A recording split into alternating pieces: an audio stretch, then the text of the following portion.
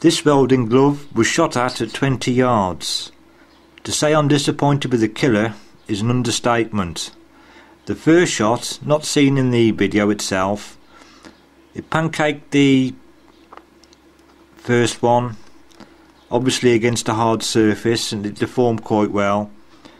But the one that did hit the glove didn't seem to want to penetrate the leather at all. It just bounced off, deformed very slightly in the skirt area, but nothing on the head. So I'm very disappointed with the killer.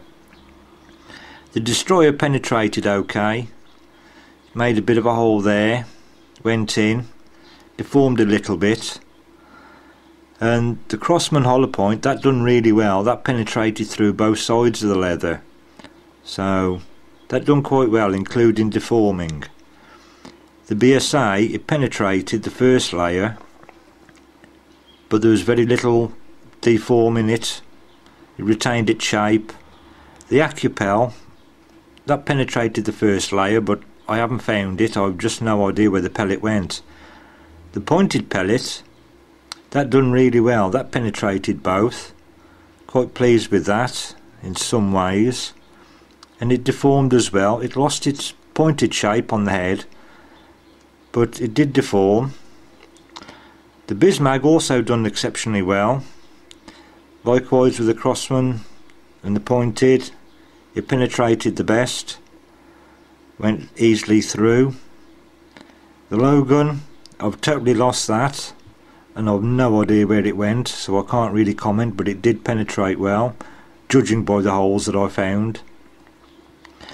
The Daystate, the standard dome pellet, that done rather well as well, considering it deformed and it penetrated easily the first layer.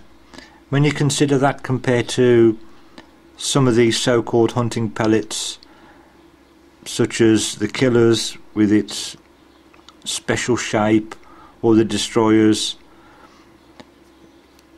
it's done rather well, penetrated and deformed, so I think that would do quite a lot of damage. And the Prometheus, it's a plastic skirt with a steel head, and the idea is when it penetrates, plastic skirt flies off, and this actually did penetrate the furthest.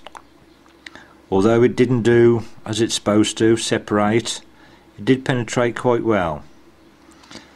But for me, the big disappointment today, no matter how well the others penetrated, this one didn't even mark the leather. It just bounced off, and that was it. So I shan't be seeing this one again.